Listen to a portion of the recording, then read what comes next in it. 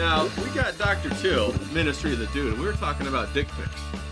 So, hey, man, glad you're here. Thank you for having me. Pleasure. Nice to finally. No, I'm thrilled to have you on. Yeah, I've been a big fan for a while. You got some great skill with that drawing. You're. Oh, thanks, bro. Yeah, I just try to make people laugh and put a smile on their face, probably a lot like you do with your show. And that's how I found you. I was like, wait, who's this guy? He kind of looks like a cross between Hugh Hefner and maybe Johnny Carson. And he's sitting there smoking on his show. I got to watch. I'm more of a mix between Hugh Hefner's retarded younger brother and another retarded person. So, like, I'm What? trying to. Either way, you got all the chromosomes. I think my brother. If you met my brother, you'd be like, okay, I see who actually got all the DNA in the family. You just happen to got kind of a square head. Now, I love your show. I'd love to know, how'd you get started doing it? Like, what was it that climbed inside of you and said, hey, I'm creative. I want to do a show. Oh, God. Wow, this is old lore. Do you remember the JRC3 and Eliana arc? Yes. Daywave? Yes. Well, I was Tiberius Till the 8, who was... That's awesome. I was, Yes. Eliana, I want to be your next top stalker. Like, and I would do like these video series, and it was just like a gag for like Daywave. And people kept asking me to make more, and Daywave kept getting me to make more and more. And then eventually people were like, why aren't you doing a stream? I was like, oh, I never really considered it. They're like, you should. And so then you just got started just like that. Yeah. What made you like go out and start getting the cameras, and what was there a single moment where you're like, oh shit, okay, I got to do this? Well, I have a background in film and TV. I went to film school. Okay. I have way too much student debt. I actually went out, Bro, don't we all? dude, I went out to California in 2010. I was out there from 2010 to 2012. And I was Nice. Were you going to school out here? I was just living out there trying to get on sets. And I went to Oh, okay, cool. I went to school the same place JJ Stoner went, which is Full Sail University, or as he calls it, Full Scam University. I'm like, yeah, I'm feeling that. But honestly, the school was fun. I've always loved film and TV. Always wanted to work in it in some way. And What was it that initially grabbed your attention about film and TV? just the storytelling. Can you remember, how old were you? Did you see the Goonies or Jaws or Indiana Jones, or what was it that was like, wow, okay, I'm transfixed by this? Batman 1989. Okay. Yeah. Little Michael Keaton Batman. Oh yeah. Because that came out like a couple months before I was born. And then, like, I think it came out on VHS maybe a couple years afterwards. And so, like, I was just old enough when my parents got the VHS to go, I know how this thing works. I put it in here and I press this button and it shows me Batman. And I would wear that. And that was it for you. Yeah, like that. Star Wars, obviously, was the big one for me when I was a kid. The Back to the Future movies. Like, the classics, like... Even though I was a 90s baby, I kind of had an 80s baby sensibility when it came to movies. And it just, my dad was a writer, so like the storytelling thing kind of, I don't know, it might be genetic. Wow. So what catapulted you into saying, okay, I want to go to school for this? Just, I could never picture myself doing anything else. Like, even from when I was like preteen, like when they first, I was born in 90, so like DVDs were coming out right when I was like becoming like a preteen teenager, and I was just ingesting everything I could get. Like, I remember one night he took me to Walmart. I was 17 years old. Took me to Walmart like 11 o'clock at night because I wanted to buy Pulp Fiction on DVD. I couldn't do it with my parents because my dad's a preacher and he wouldn't allow that kind of thing. So I had to Walmart. I felt like I was like, oh no, someone's gonna tell my preacher father I'm in here buying a Tarantino movie. I'm gonna get so killed. But it's things like that where you just like you find like little things that I don't know if they speak to use the right word, but in a way it connects with you in some kind of way. And you're just like, this is this is magical, and I Yeah. I want to be a magician, you know. Yeah, I've said it chooses you. You Mm. know, like when I first started drawing, I wasn't like I wanted to draw. It was something that like came and got me. Yeah, And was like I was just transfixed by it and it was like, wow, I gotta do this, more of this. I How was it being a film lover or a video cinephile, that's the word, with a pastor father? Was that a challenge? oh yeah, I wasn't allowed to go to movie theaters until I was out of the house. Wow. Like it didn't matter what the movie was either. So you Like when the VeggieTales movie, like the theatrical VeggieTales movie came out, I spent like 3 weeks trying to convince my dad to let me go see VeggieTales in theaters, and he was just like, "No, we don't go to theaters." Wow. Where did you grow up? Like, was it Pentecostal or what, hardcore, or how was it? Holy roll, Assemblies of God. Uh, y- yeah, I grew up non-denominational as well, and I went to an Assemblies of God for a while as well, and my parents were very much along those same lines. I got chastised multiple times because I had a sketchbook with naked people in it, and they thought I had like the biggest problem. Yeah, I mean, I as So I completely relate. Fleur now and is kind of helping raise like kids that aren't mine, but step kids or whatever. It's like I get why my parents were that way, because like you don't want your kid to end up like a deviant or something, But at the same time, like how could my parents known what was gonna be actually artistic and what was gonna be just a little pervy boy, what movie with tits in it? Oh my goodness. No, that's a really good point, and I think it's a big control of like the male sexual desire. You know, they try to really control that. Everybody does, not just Christians, but Yeah, movies, culture. That's how people make money. yeah. And I think one of the things that we've lost in our society is shame, and like shame for like my dad was very like authoritative in a lot of ways, where if we did something wrong, he would shame us. Like, if we did something Sure. really messed up, he would bring my mother and my brother in here and be like, "Tell them what you did." And you would have to own up to what you did in front of your family. And it's like some people go, "Oh, why would you do that to a kid?" As an adult, though, looking back, I'm like, "No, that shame was actually good because it gives me like an internal governor. Like I feel shame when I start doing stuff that's like too messed up or too fucked up or too greedy or whatever. I feel that shame and go, "Oh, I need to calm down. Like I'm being crazy right now." And I don't think a lot of people. Yeah, like a morality standard. And it's weird how like a lot of the things that just 10 years ago I'd been like, "Oh, I can't believe my parents did that." Now I'm like, "Oh my god, I'm so glad they did." Yeah, you kind of see it, right? Yeah, I always say the most sobering thing I've ever felt was realizing my dad was right all along. I'm like,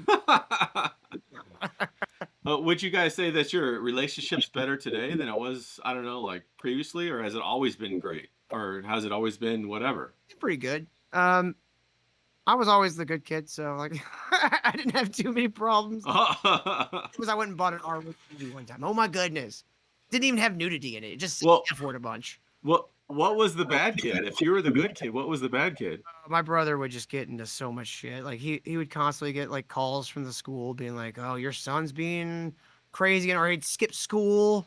And like they'd have to go drive halfway to Tyler, Texas to find out where he's at, hanging out on a bridge. Like that. He got off into some wild. You know what's crazy? Go on. I was gonna say he got off some wild, but eventually it took him like some really dark places. But he is now a pastor and has been There you go. clean for like 15 years. Like So now you're the bad kid. it's weird. Well, isn't it crazy how we look at society now and going and hang out on a bridge was looked at as bad, or cutting school? Yeah, there's so many worse things. How that window is really moved. Yeah, that Overton window is really moved like crazy on that. Yeah, it really does make you kind of wish for more innocent times. You're like, man, 90s. So now that go on. Oh, sorry, go ahead. No, no, I was gonna say, so now that you're like a dad, what do you look? How do you see society? Honestly, it's pretty scary. I have a daughter, so it's like that's double like fear. Like I have to deal with boys eventually. Like, am I gonna do the shotgun thing? Am I just gonna like sit outside and sharpen it like a machete? How am I gonna intimidate the Oh yeah. in the future? Like, how am I supposed to do this? Are they gonna call the cops on me because I'm shooting a knife near them? Like, you're gonna take care of my daughter, right? Shh. Yeah, right. So Now, go on. I was gonna say it's kind of scary, but having a kid's amazing. Like I love my daughter, and she's like But you want to do that, right? At first, you're scared, but it's the natural progression of life. nothing in life that's good or perfect is easy. Nothing that's good will ever That's right. be easy. And if you can buy it, it ain't valuable. Exactly. Exactly. Yeah. Now, I wanted to ask you about like when you were in California. I'm sure you got little crazy stories about trying to get on film sets or whatever the hell you did. Tell me some of those. Well, worked a few short films. Got fired from a couple of them. The last one that I did though, that really made me go, okay, I think I'm kind of done with this town. So I was working on the Yeah. film with the Terminatrix lady. I can't remember her name. Something Loken. I don't know. She the female Terminator from the third one. Um, Oh, okay. Yeah. I was working on a small set, and on the entire crew, like I was a part of the art department. So I went to a empty soundstage and was told, "All right, we got to build the sets." So I'm like, "All right," and I look around, and there's literally me and one Australian guy that's like 45. I was like 20 at the time, and like 10 girls. Okay. And we're supposed to be building a bar, like moving heavy shit. And it ended up being me and that Australian guy did the entire thing ourselves. Like built the Damn. entire thing ourselves. Installed like the glass bricks, like a big window into a false wall, which was the biggest pain in the ass. And Wow. the entire time, like it was just like 10 women standing around us, bitching at us nonstop. And on the last day of the shoot, we were on location at the bar from Memento, where he meets Carrie Ann Moss. I actually this ashtray right here is actually from that bar. I might have stole it. Nice. We were shooting there. The bad kid. I told you. I was like, I mean, how am I not supposed to steal an ashtray from the Memento bar? It happens all the time. They want you to. They want you to steal it. Absolutely. But I've been like doing 3-hour trips to the set every day, and most Oh shit. are like 12-hour shoots, and you get like a 12-hour turnaround because you have to have that by law. Yeah. So I would have to get up 4 hours before the shoot, and it would take me almost 3 hours to get home after. So like I would have like 5 hours to sleep, and this was like a 3-week shoot. Wow. And so I'm just like zombed out. And on top of that, I was acting in one of the scenes for him as an extra and doing all the art department stuff. And like I was like painting walls and shit in my fucking wardrobe. I was like doing all kinds of stuff. And then like on the 10th day of the shoot, we had like this back room with all like our it was kind of like set dressing and just like junk, stuff they had for the movie.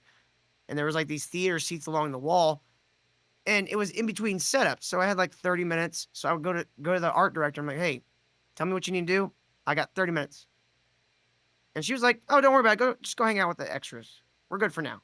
We pretty much don't have anything to do. I was like, okay. So I go and hang out with the extras, and within like 5 minutes, I'm kind of dozing off. And this girl who thought she was like the second in command, which she was not. She was nothing. Comes in and starts screaming at me. Like I'm like literally like, that phase where you're like, I'm just now losing the sensation of my body. Yeah, yeah. She just comes in and wakes me up screaming at me like, I'm just like, what? I was told to come back here. What are you talking about? And so Yeah, and you probably weren't even making anything. no, I mean, money. I was there voluntarily, and That was volunteer? yeah, and I wasn't making any money. I was doing all the work, and then Trying to get like a role or something, right? You were trying to get your foot in the door. job somewhere. I was busting my ass trying to show these people I fucking could do stuff. And that was like, it was the sobering kind of experience where I'm like, oh, these people don't care. Which They don't. they don't. I mean, do they even need to? I don't know. Do I even have a right to require them to care? Probably not. But at that point, I'm like, these people don't give a shit about me. They don't give a shit about each other. They don't give a shit about No. anything. And all these people just want to climb on top of each other and try to get to the top. And I was like, I gotta get the fuck out of here. So like it was like another year and I was gone. I took off. So you had a watershed moment, and then all of a sudden, it took you another year to kind of get your momentum to go home. Is that right? Yeah, yeah. Well, I'd gotten a job writing a biography, so I was like, maybe I'll stay in LA. So I was like working on this guy's Be body. a writer. Yeah, I actually got paid to write a book that never got published. That's awesome. I wrote this guy had like a what do you call, how do you it was called On Site was the name of the company. It doesn't exist anymore. But they would send lab technicians over to Afghanistan to the forward operating bases, and you had civilian labs Okay. that would run the labs and the bases. That's what his company did. And he thought he deserved a biography for some reason. And I was like, I was gonna say, dude, where this seems dry. Where's the excitement of the story? an alcoholic. That was the Lab tech? I think honestly, in the end, I think it was like he just wanted a tax break. He's like, "Oh, I paid this guy and write it off. Oh, it didn't go anywhere. I can just, you know." That's not bad. But So then, what was it like when you moved home? oh, it was weird. Everybody kind of looks at you a little weird, like, "What are you doing back here? I thought you went off to California." I'm like, "Yeah, it sucked."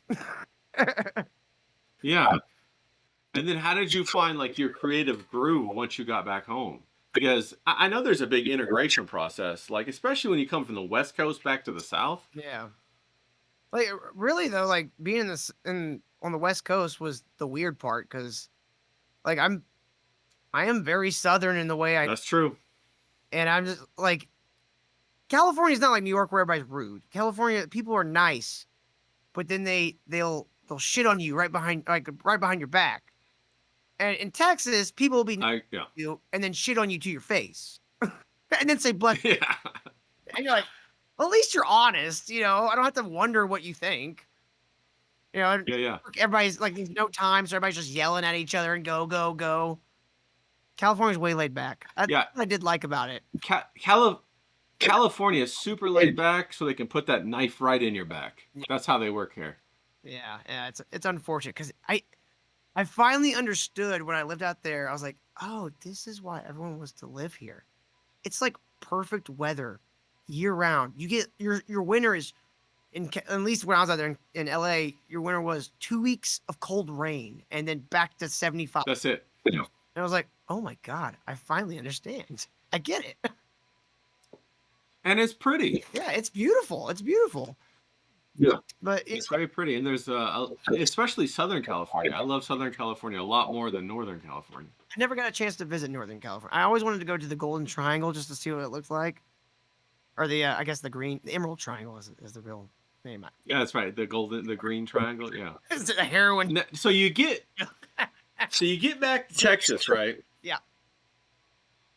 And you got this idea of creativity, but you're done with the TV. So where do you go from there? I mean, is there television or film in Texas? I know Matthew McConaughey wants there to be, or at that time though, what was the opportunity like, or were you at ground zero starting over, or what was it like? Pretty much had to start over, and at that point, it's like, I don't have any prospects. Like I still tried to like get jobs on movies. I've sent my resume or whatever off to hundreds of production companies, and nobody even responds. And a lot, which I know now is like most of those production companies, like the set crews, they're like a family, like a tight knit family usually. and they'll. That's true. That's true. So it's like when you're trying to, especially if you don't know anybody on this on the crew, and you're trying to get into the crew, it's almost impossible. Don't work. So Yeah, it doesn't work. yeah, so it's unfortunate that way. But I eventually just had to go back to trying to make a living the normal way, and just most of my creative stuff just stays as hobbies for now. But I'm getting to the point in life where it's time to fucking throw a Hail Mary or something. Like me and Johnny Rocket, which I know you've spoken with, we're working on some stuff together. So hopefully like we can do something, because I don't know, like I don't feel like I'll ever feel complete until I actually like make my own movie, because that's what I've wanted to do since I could remember wanting to do things. Like even before I knew what make I think that's fantastic. Yeah. and I don't know if it's like just how bad everything's been getting with the economy and shit. Like, but there's just like I've recently just having like this new like hunger for it, or I've been writing again like I've never been doing in like 10 years. And so Yeah. it's kind of exciting, but it's also kind of scary. And you realize that time moves a lot faster than you think. And you're like, oh God, Isn't that the truth? how long has it been since I've done this? 7 years? What? Yeah. Yeah. Fuck. Yeah. I was talking to somebody the other day, and I was saying, there's no time like the present, like any other time in history, where we have the ability to market ourselves and reach an independent market quite like right now. And so the opportunities are tremendous right now. And so, I really vibe with you on that desire to create a product out of your creativity, out of your desire, out of your passion. And I say look at the positives too that are there. I mean, the ground is so fertile, especially as more and more of this AI moves forward. The human creativity will be in more demand because there's going to be less of it. I think movies, like people might say to me, like, why would you want to get into movies? It's like they're dying. Like that's the reason. Like when Yeah. they're dying, all the bullshit can get burned away with the chaff, and then it might like shrink the business somewhat, but you'll have so much more like room for opportunity and like growth. Because once something gets shrunk down to like nothing, like the sky's the limit from there. Once you hit rock bottom, all you can go. Yeah. And Well, also you have the opportunity to pierce through the entire market. Like you could be an Elvis, right? But during like the 90s, there was so many bands. Could there have been another Elvis? I don't know. But now that music sucks, we can have another Elvis. yeah, I actually one of the things I did like for many years, I had a rock band that I lived out in Colorado. After Texas, Okay. I made the unfortunate mistake of being duped by a girl to move halfway across the country. Oh, to Colorado? Yeah, I knew her in Dallas. And was she a catfish or what? What was the story? I knew her in Dallas, and I was a little bleeding heart yuppie, and she just fucking knew how to walk right all over me, and just was like, "Hey, why don't you come up?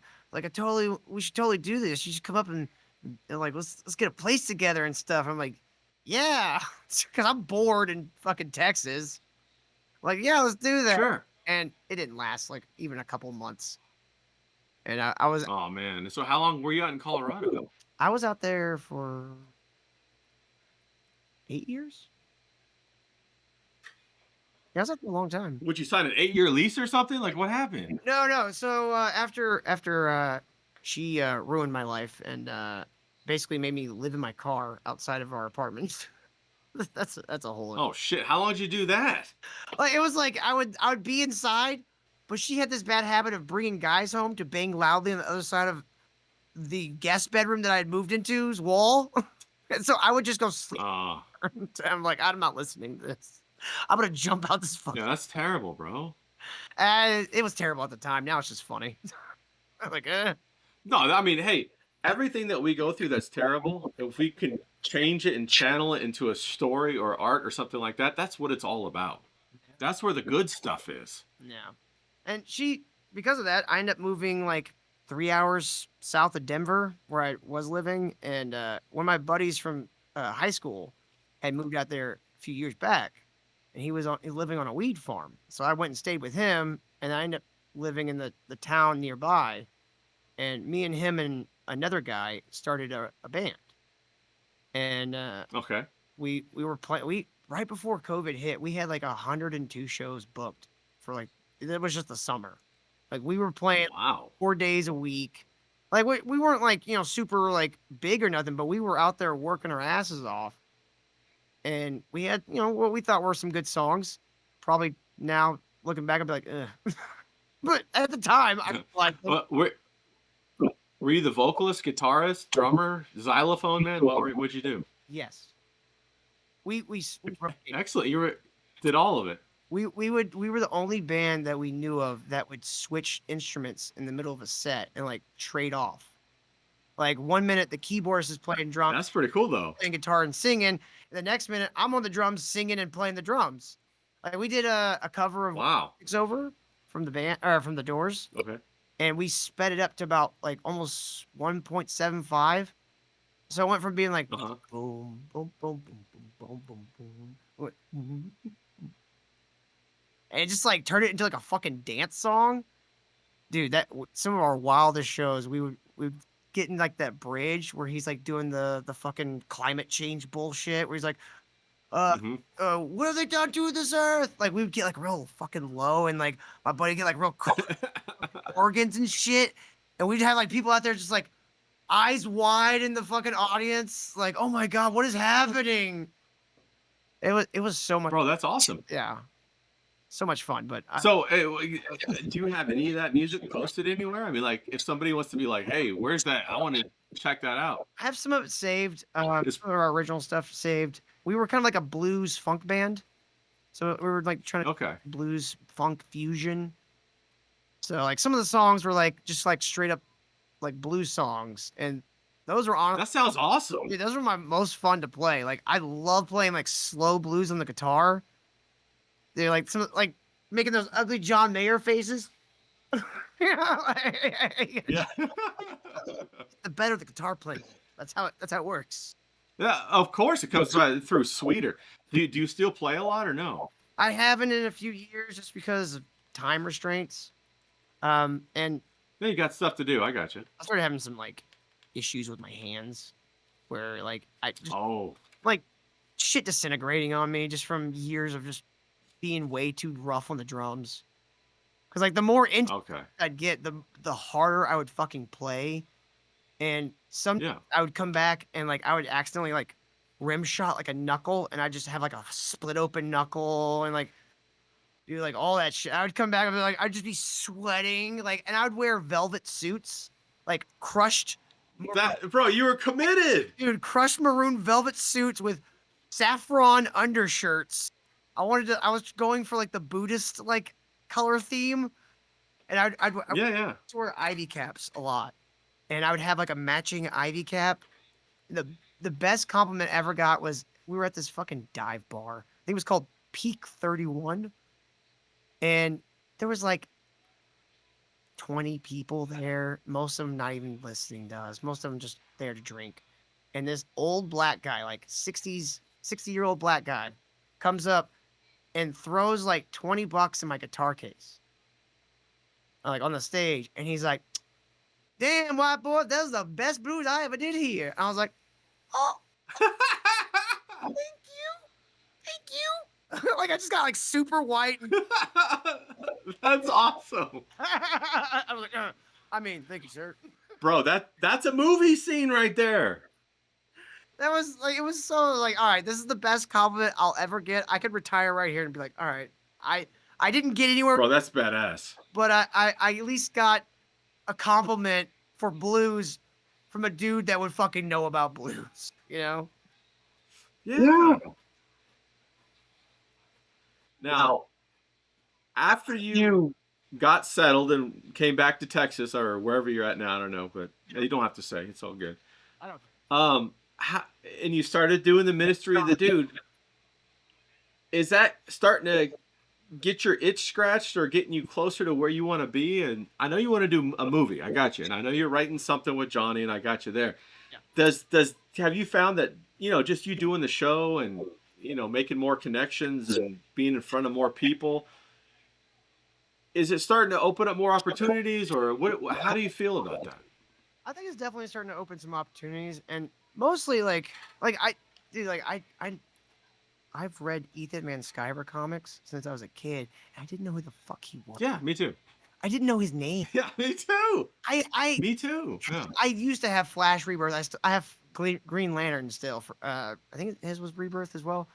Um, I had the first comic book I ever owned was New X-Men. E is for Extinction, and I got that from the Wow. Okay. store in the Universal Studios in Orlando. That was like the only thing my parents. I was like the only thing I asked for on vacation. I was like, I don't want any like stupid shirt. I just want this comic book. That's all I want. Is this because That's badass. growing up there was nowhere to get comic books anywhere near me. Like Oh. like a full Okay. country. Like I knew about them, Wow. loved them, never held one until like Wow. an Ethan Van Sciver's comic book was the first comic book I ever actually held and owned. Wow, bro. That's fire. Fast forward 20 years later, I would obsess about directors and writers and actors and stuff like that as a teenager, but because comic books were so kind of inaccessible to me, I didn't really know Hmm. the people that like I knew Alan Moore by the time I was a teenager, and I knew Frank Miller, but that was because of the movies, Okay. right? And Okay. Ethan followed me on Twitter before I knew who he was. And when Bro, that's wild. when I realized that was Ethan Van Sciver drew that fucking comic, I lost my goddamn mind. I was like, "Are you fucking serious? Like, did that just happen?" That's fire. That's like Brad Pitt following you on Twitter and being like, "Holy shit, I didn't even know that Brad Pitt was in that one movie. I love that movie." Yes.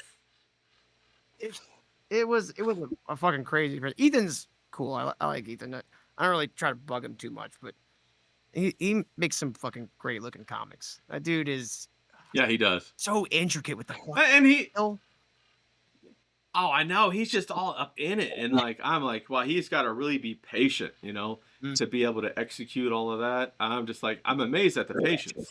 Because sometimes I just can't sit still. I'm trying to ink something on my hands are like, get the fuck out of here. And I'm just like, ah. I feel that. I get that when I'm writing. Like I mainly work in like screenplay writing. And like when I'm working on like a sequence or whatever, one of the fun things about that is when the writing can take control of itself, and you don't, like in Inception, they talk about like the dreams you're creating while also experiencing. That's in like that state, and you're like, I don't know what's about to happen, but I'm the one typing this out. And Yeah. No, that's when you're in that creative zone. You're channeling something else. that's the most fun. But like the annoying parts where like you start having great ideas for like something that happens way later, and you're like, I have to finish this first. Like, can you wait? Yeah, you got to like make the pipeline so it actually gets there first. You're like, okay, I know where I want to be, and I'm right here. How do I get there? And extrapolate that to other projects where like I'll sometimes like right now I'm writing 2 different screenplays at once, and like some people that might be like, oh, you need to focus, you need to like focus on the one thing. For me, when I get stuck on one thing, I move over to another thing, and then that first will kind of work itself out in the back of my mind, and then I can go back and fire rejuvenate. That's a tip right there. That's a nugget. Yeah, rejuvenate like energy for the original project. Like right now, Ray, you actually inspired one of my screenplays I'm working on. Did you know that? Fuck yeah, let's go. And the drawing that you inspired, or the drawing that inspired me, was your cat bus drawing. That's Hal has that shirt. I love that shirt. Yeah. And I was trying to explain to her how a screenplay functions, like how actually like breaking things down and like the acts and all that kind of. And in doing that, me and her came up with a great movie idea. And the title is even a derivative of your cat bus shirt. It's called The Cat Bust. And it's a okay, yeah, with a cat that like a what do you call it, a rambunctious, mischievous cat running around the bank while bank robbery is going on. And Hell yeah. like it's one of the, it's like that's the movie I'm gonna make. That's the movie I'm gonna shoot. I'm gonna write it myself. I'm gonna fucking direct it. I'm gonna get all the people together. I'm gonna find the funding myself. No fucking studio is gonna have a hand in this. But and you get like those, you're like, where am I gonna get this money? And that's where like, well, maybe I should Yeah. write some for Hollywood so they give me some money. Bro, here it is. You do it the same way you write. The money will show up. You know you want to be there. You're right here. The money, swear to God, will show up. And I want to hear. Okay, number one, you made me think about something. I'll tell you at the end. Okay. And number two, I want to hear like what's your writing process like? Like, how do you write? Do you do it late at night, naked, sitting in a hot tub, or do you put on your velvet suit and go to a old church and write in the back? Or like, what do you do? Mostly it's sit in a dark room with a like a too bright of a screen and smoke way too many cigarettes while I'm trying to like just most of the time you kind of get like the kernel of an idea. I'm sure it's the same kind of way with your drawings. You get like a kernel of an idea and you just kind of start peeling at it a little bit and seeing where that idea goes. Okay. And for drawing, it's more of the almost like a puzzle where you're kind of making the image as you're seeing it too. Like you're trying to recreate what you're seeing in your head. And for like screenplays for me, I kind of see the movie in my head and I'm trying to quickly get it down before it evaporates. And So do you write everywhere, or do you have a specific place that you write? Do you have notebooks? Like, how do you actually execute getting the writing into the notebook or the computer, or what do you do? most of the time I'll go, Do you have a schedule, or like, no schedule. Most of the time I just go straight into the computer. But if I'm like at work or whatever and it's slow and I've got some time and my brain starts cooking because I'm excited about the idea. okay, I have a writing software that allows me to do it via cloud. So my script okay, that's on my computer is also on my phone. So I'll just pull up my phone and I'll start hell yeah, from there, which is kind of a pain in the ass doing it on a phone. But still, like you're able to, like I've been able to get like 10 pages out before that way. hell yeah. That's what I'm talking about. That passion is just driving you to crush. Whenever time you have time, you crushing it. I love that. Yeah, you're working a full-time day job. You gotta just kind of get it in where you can. It's the truth. I used to have a full time day job, and I was an engineer, and bro, I had the alt tab going, baby. The alt tab. Anytime the boss walked by, alt tab, alt tab, alt tab, and I think I probably worked like 2 hours a week for real. Yeah, And the rest of the time, I was like crushing these other projects for myself. yeah. I think everybody eventually just wants to work for themselves. I think people want some ownership, and hopefully, like we were talking about the AI stuff earlier. What I'm hoping, I don't know, maybe you've heard me talk with like Kyle about this on my show, but what I'm hoping is that the AI stuff will make things simpler for like a visual effects. Like, right? Because like Yeah. do a movie with a cat, working with a real cat is going to be a pain in the ass and it's going to be hugely expensive. But if you could train an AI model on a cat and then use that, you can comp it into your actual footage and stuff, and it looks normal. I saw a video the other day of cats jumping off of diving boards at like an Olympic event. Yeah, I saw that. It's like, and they walked very naturally. It's like if you can get it to where it can do stuff for you like that, where it's giving you the ability to still like exercise your artistic vision with the thing rather than just being like, give me a cat doing this and it just shoots out Right. whatever. Like Bullshit. Yeah. specificity and control with these AI tools. That's where like I want them to go. But they're gonna try to make it where it's just like, oh, just type in something and just make a whole fucking movie. Like there's movies now like putting used to they have the FBI warning, now they have the AI warning. Like this movie is illegal for you to use this for model training. Yeah. It's like I agree with that though. I mean, but Oh, I do too, but nobody's going to enforce that. I mean, the whole way AI even started was they stole everybody's artwork on Adobe or Procreate and all that stuff, and they trained the model and they ripped off all the artist's artwork. That's going to happen. No big deal. I agree with you. Creative people will always use AI as a tool. AI isn't ever going to be what they said it's going to be. Yeah. It'll be things to make like TikTok, stuff like that. But in 10 years, is anybody going to go back and watch any of those TikToks? No, not at all. Hell no.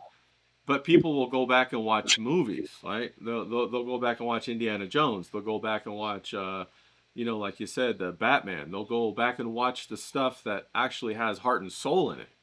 Yeah, and that's what I want to do eventually. Is I want to make something that, like, even if it's just the one movie, like I want to do something that connects with someone, makes them laugh, makes them scared, makes them sweat a little, makes them happy. Like, movies really are fucking Resonate. yeah. Art in itself is Yeah, they are. really magic. It's crazy. Like, Alan Moore is Yeah. nut job. I will never deny that. But he believes that words are actually magic. Like, he believes that when he writes out a script for his comic book, that's magic because he envisioned it in his head, wrote down a vague description of it on a piece of paper, and then gave it to someone, and it became real. And like, it's like, yeah, in a kind of like metaphorical way, that is pretty magical. That is, you did just create something out of nothing. And that, I think that's what like is the allure for a lot of people with art, is they want to create something out of nothing. And I don't know that a lot of people know even how to. It's kind of sad. Like, I feel like we I agree with that. do a lot of that. I think the people who think they cannot. And the people who are very humble are the ones who should be lifted up. Yeah. Well, I think a lot of times the people who think they can and can't because they don't actually have any experience or self-awareness. Like, when you go back to like the old movies, all these guys that wrote movies, like, have you ever seen Marathon Man with Yes. Hoffman? That guy wrote that movie when he was in his 40s. Like, used to authors and writers and people who created art were a little older. Like, yeah, you started learning at it at a young age, but you didn't actually start making your art until you were almost like 35, 40. Because at that point, you actually lived a life. Like, a lot of this stuff that's coming out now that's so soulless, it's because these motherfuckers never had a life. They don't got nothing to say. Exactly. They've They had never endured pain. They never endured any pain. nothing outside of, oh no, this screenplay sucks. Please do it again. Like, But that's not pain, that's ego. Yeah. That's ego. Pain is like when you get manipulated to moving across country and then you show up and your girlfriend breaks up with you and sleeps with some other guy in the room next to you. That's some shit I want to see on the screen. Oh yeah. And then she had the balls. Facts. You steal my steak knives? No, bitch. I bought these myself. Well, it creates this. I even see it as a psychological thriller. It's a crazy woman who interprets the world the way that she wants to, so that she never experiences consequences and inflicts pain on everybody else. It's wild, but that's the kind of shit I'm talking about. That's the pain, or like going to war and coming back from war and then doing a movie about it. Like We Were Soldiers, one of my favorite movies of all time. I don't know if you've seen that. Probably have. Yeah. It's a great movie. It's a fantastic movie. And so these are the things that the deepest parts of the human being it resonates with. It really is like it's starting to feel like we're getting into like the snake eating its own tail of like content. The Orosboro. It's word. Of course. Like, I know it's such a fucking like basic bitch like annoyance to have, but like calling everything content, why don't you just call it stuff? Because that's what you're saying when you go, oh, this content's great. This stuff. You're telling me you don't even know what it is by calling it content. Like, what is it? Is it a story? Is it information? Like, what is it?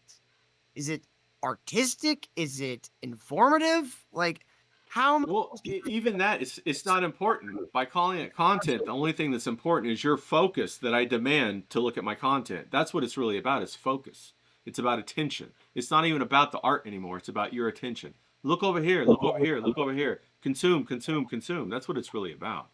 Yeah, the guys make fun of me for this all the time, but like I won't call my show a stream. Like I know it's technically a live stream. Yeah. I won't call it that because I'm not trying to make a stream. When I think of stream, I think like Twitch guys just sitting there going, yeah, chat. So what are you guys doing today? You guys wanna, I don't know, watch a 4-hour video while I eat noodles? Like that's what I think of when I think of a stream. Like I'm trying to do a show. Like I try to in some ways keep some classic television principles. You know, Or at least be entertaining. yeah, You're entertaining. I try to be. I appreciate that. But it's like You're not attention farming. You've got something to deliver. yeah, it's and some days it always is harder than others, you know, because you're like, well, what the fuck we gonna talk about tonight? But the world always provides. Well, I mean, hey, I don't know if you caught the biggest problem in the universe, but that was a pretty crazy thing last night. Yeah, it's gonna be my Monday show. Hell yeah, that's some good stuff right there. It's a show. But I can see it in your production quality. I could see it in how you dress. I could see it in the visuals that you put across the screen. That's why, even when I didn't hear you speaking, I was just like looking at my YouTube up on the TV because I got it on the big TV, and I see your little thumbnail, and then it hovers over it, and you start to move. It gives you a little bit of a preview. I'm like, okay, yeah, I want to watch that. I want to see what he's got to say. And that's kind of how I first saw you. I first started watching you. I didn't even realize and put two and two together about Daywave because I'm usually not awake by then. I would totally watch Daywave more if I woke up earlier. But then I'm like, oh yeah, Ministry of the Dude. Oh yeah, that's Doctor Til. Oh yeah. And I start putting two and two together. But your visuals alone is what made me even start to watch. I appreciate that.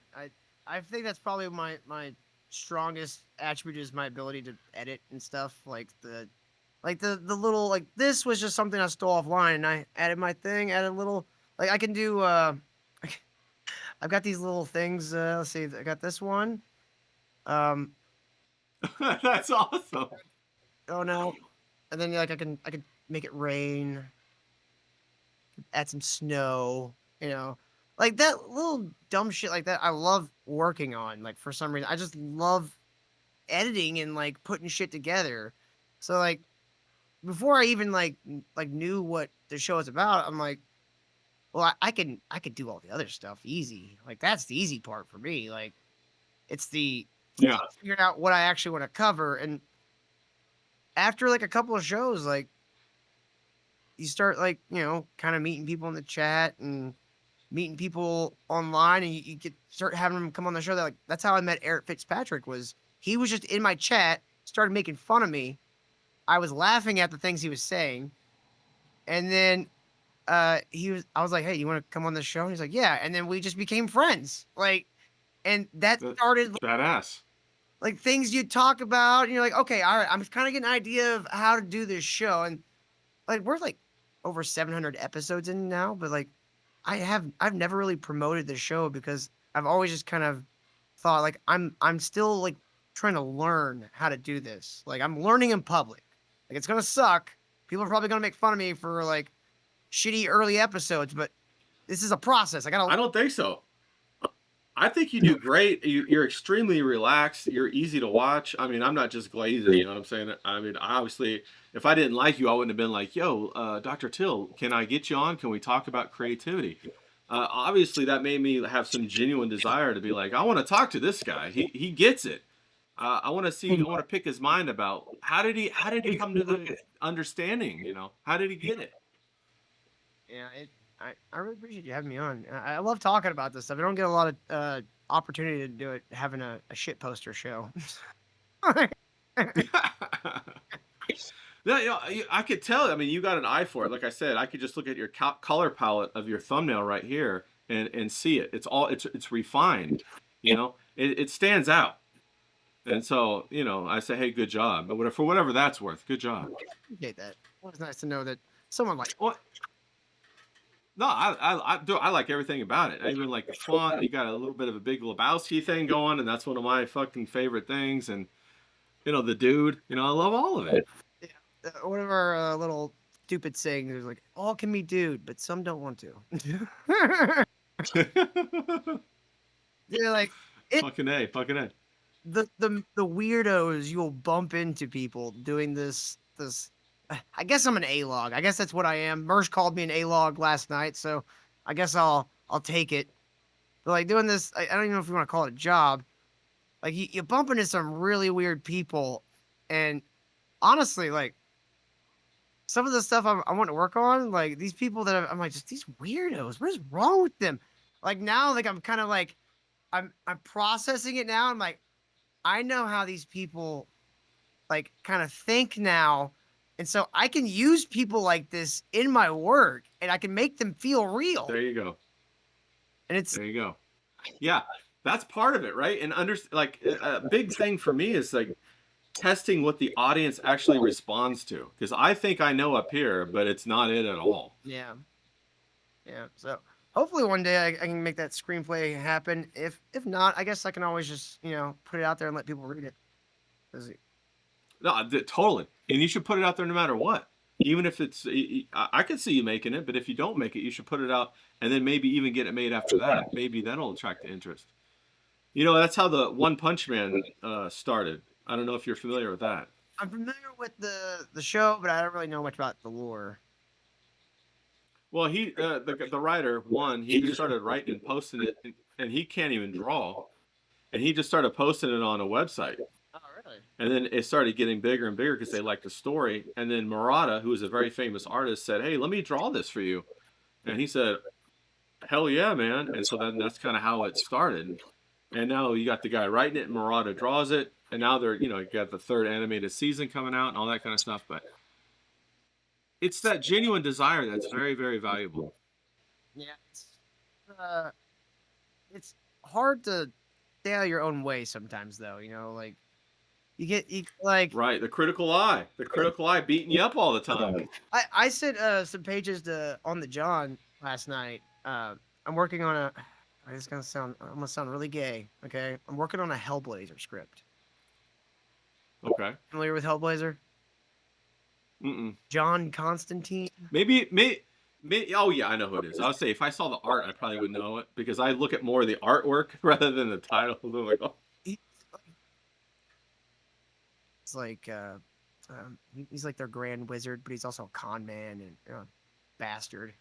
I love that shit, man. Nothing like the comics. Fantastic fucking movie.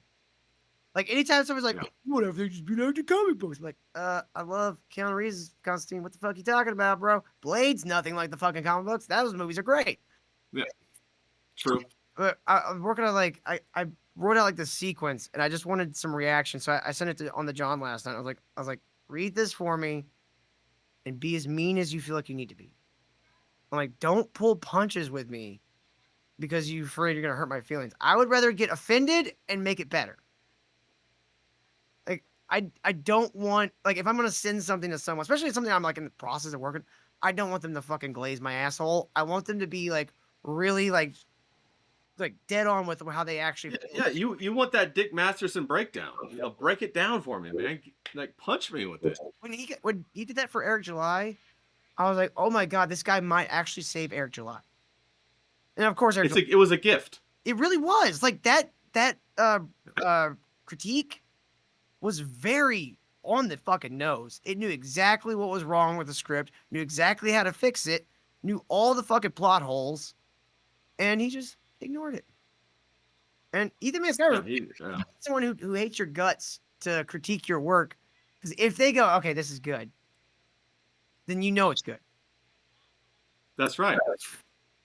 So like and that's what we're supposed to be about, is making the quality, the quality story, the really good stuff.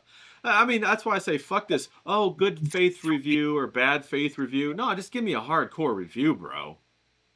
Yeah, I don't like this. Like, I don't like this whole like therapy talk that's been coming up in the world. Like, oh, you're just doing ad hominems.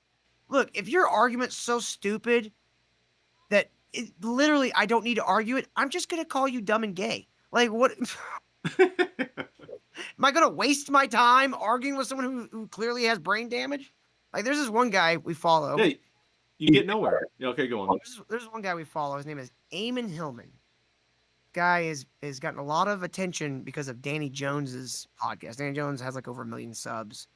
He's a fucking he's a documentary filmmaker that got into podcasting because it was easier.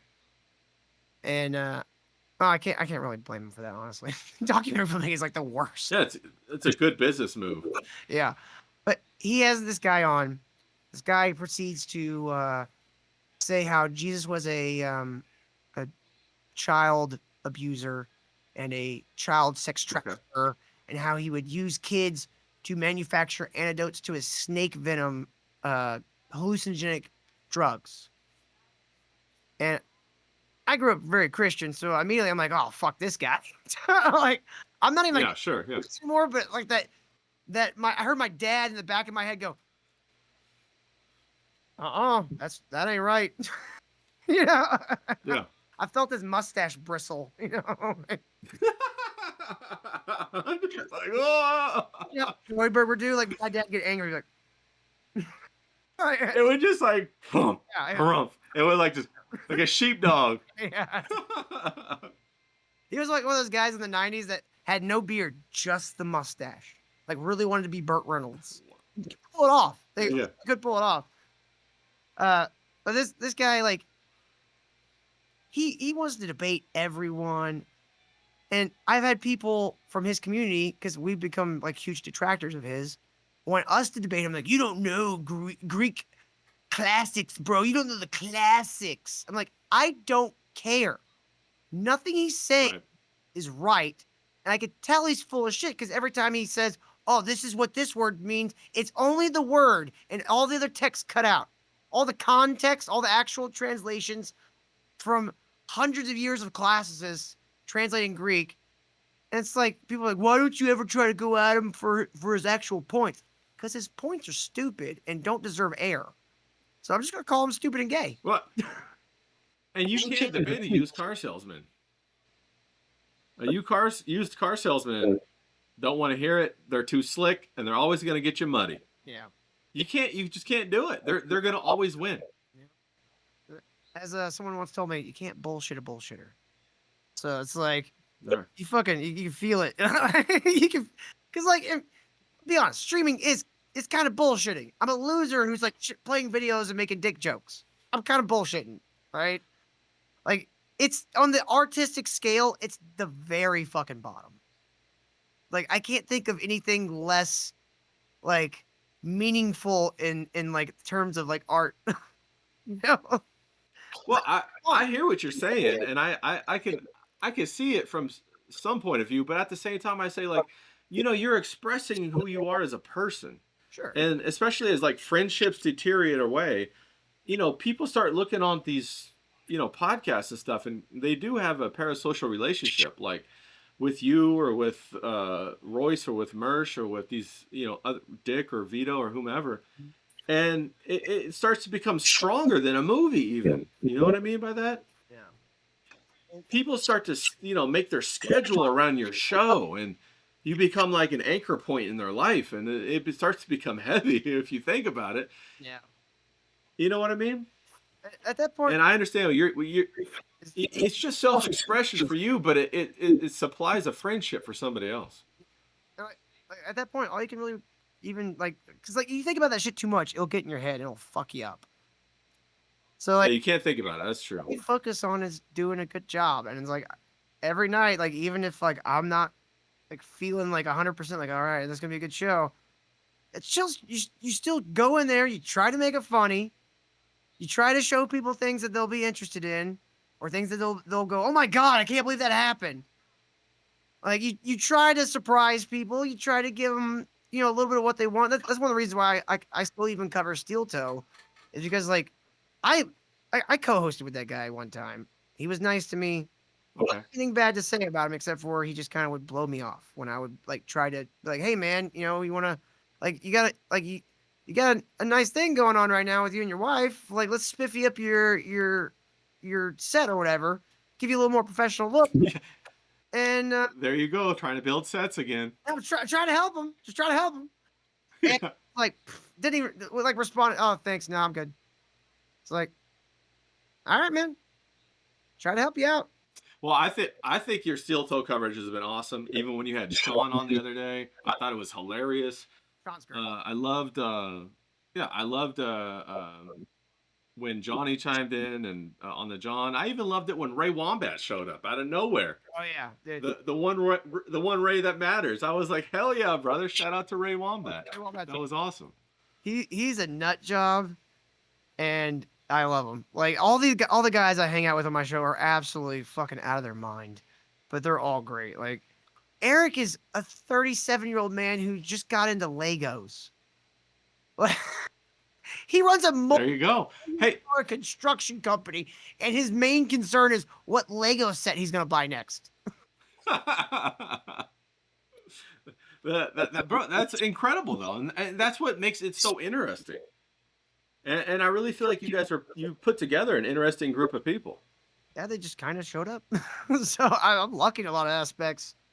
You know, like on the John I met through like the biggest problem show, and I kind of like oh he watches Merch and stuff too. That's cool. And then we kind of started chit chatting, and I was like, hey, on the John, you want to come on the show, hang out? And then he's been hanging out ever since. And he's like, hey, could we invite Johnny Rocket on? I was like, it's the guy that writes for Ethan Van Sciver, right? He's like, yeah. I was like, yeah, fucking send him a link, dude. And then Johnny's been coming ever Fire, yeah. since. It's like it's really like a great way to hang out with your friends and like make fun of stuff. Well, and I feel like I'm hanging out with you guys too when I'm watching it. So that makes it cool for me because I'm usually drawing or whatever, painting, and I'm watching you guys on the TV, and it makes it feel like I have, like that parasocial relationship. And I'm like, all right, cool, these guys are awesome. Now, the one thing I want to know about though is this war with Merch. Like, how did that start? Kyle, always the Brazilian. It's always his fault. That's right. No, I'm just teasing. I think it's hilarious. Oh, dude, I was watching Mersh cover our interview with Roots from the other day, Roots Calhoun, and Oh yeah, I saw that. That was wild, bro. That was wild. he was like making these little comments. At one point, I'm like, "Oh man, we could get like Mersh and Royce," and he just like stops and goes, "Dr. Til, don't book shows for me." And I just like I started laughing. I saw that. He started laughing. I was like, I love this. I don't when people are like super nice to me, it makes me uncomfortable. Like I don't know why. Maybe it's Yeah. selfishness. But like when like people are just like too nice, it's like something wrong with this person. Like I don't. Yeah, what do they want? What do you want from me? Okay. You get that What do you want? feeling, and like that's one of the reasons why I'm not rich. What do you want? it's one of the reasons I love Mersh and like people like Eric and Ray, is because like most of our communication is, "Hey shithead, you're gay," and then I say something to the effect back, and then we both laugh, and then we go about our day. It's like it's weirdly simple, and it's weird how guys' relationships. It's genuine. Yeah, I don't need to be like, "Oh, Mersh, I love your show." He knows I watch his show. He knows I like it. He sees me Right. once in a while.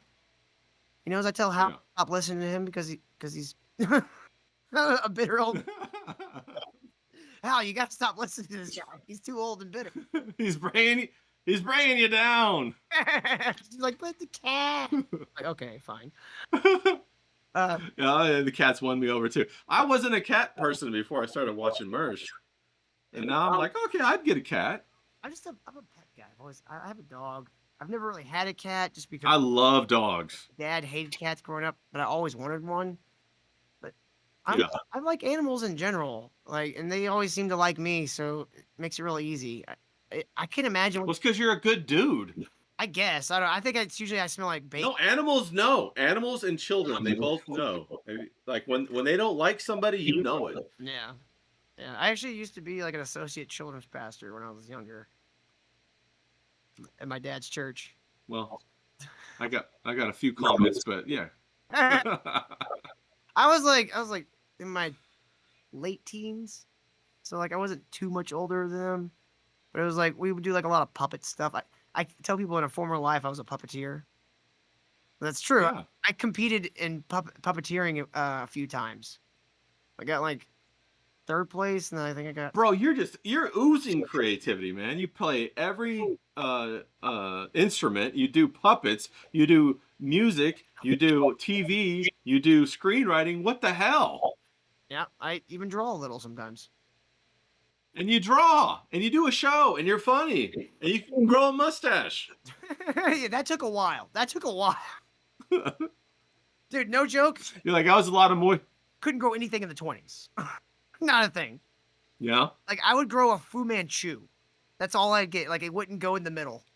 It was like a reverse Hitler stack. What's wrong? What's wrong with the Fu Manchu, bro? That's what I mean, I'd be rocking the Fu Manchu. I did always say I had Asian eyes. So I mean, I guess I could have. What does that mean? He's like, you just got squinty eyes, boy. I'm like, why? He's like, I don't know. Well, like you're always up to something or what? No, he just says like my eyes just always look like kind of like half Asian. Maybe a DNA test? I don't know.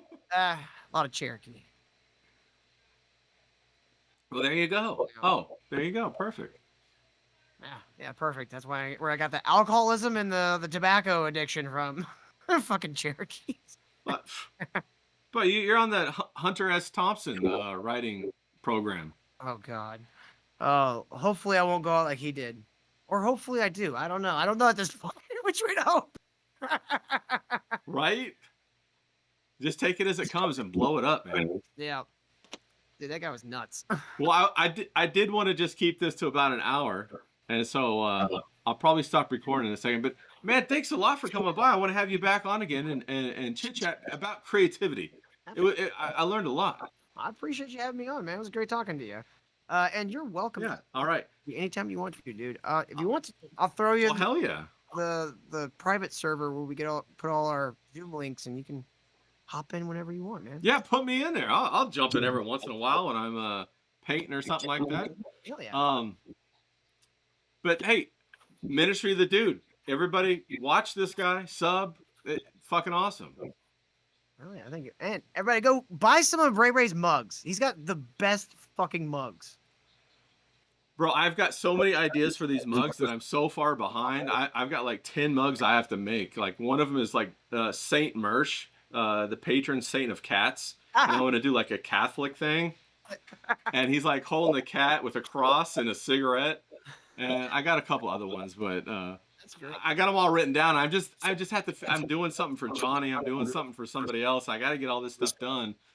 And but I'm really excited about it. So yeah.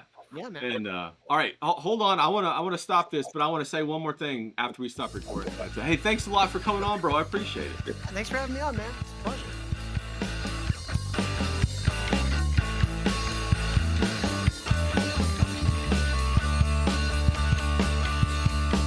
Well, Robert wants to close at 11. Robert wants to close at 11.